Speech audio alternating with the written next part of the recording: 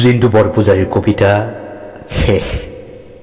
পাঠ কুলেন্দ্ৰ ৰায়চৌধুৰী।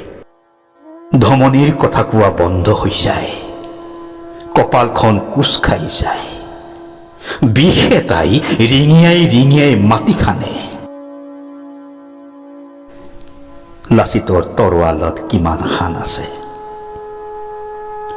অসমীয়া বুলি কোন কোন বাচি আছে,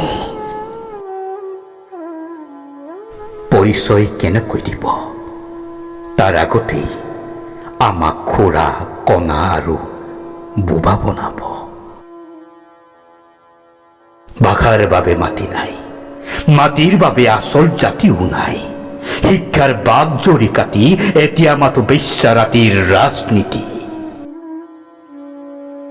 আৰে হেৰ দুৰ্ভগীয়া, গাদীত বহি পাহৰিছ যি সেয়াই আছিল তোৰ পৰিচয়।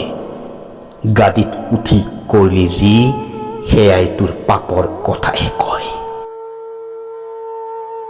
এটা কথা বুজা নাই, গণতন্ত্ৰত আছো কিন্তু কোৱাৰ অধিকাৰ নাই। ৰাইজে য'ত ৰজা, প্ৰজাৰ দৰে বাচি থকাৰো অৱকাশ নাই।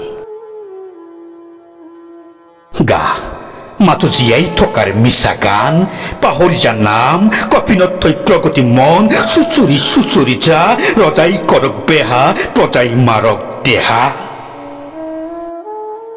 কিন্তু এটা মস্ত প্ৰশ্ন, আৰে বোপা, প্ৰজা নহলে ৰজা ক'ত? ভাষা আৰু মাটি নাথাকিলে থাকিবা ক'ত? এদিন ৰজাৰো হিচাপ হ'ব। সিদিনা আকৌ কোনোবা শিশু লাচিতে হান দিব হেংদাঙত। লোভৰ সাম্ৰাজ্যত পাপীৰ মৃত্যু ঘণ্টাৰ শব্দ শুনি ঈশ্বৰেও চকু বন্ধ কৰিব। স্বৰ্গ আৰু নৰকৰ নাটক শেষ ইয়াতেই হ'ব, শেষ হ'ব, শেষ হ'ব।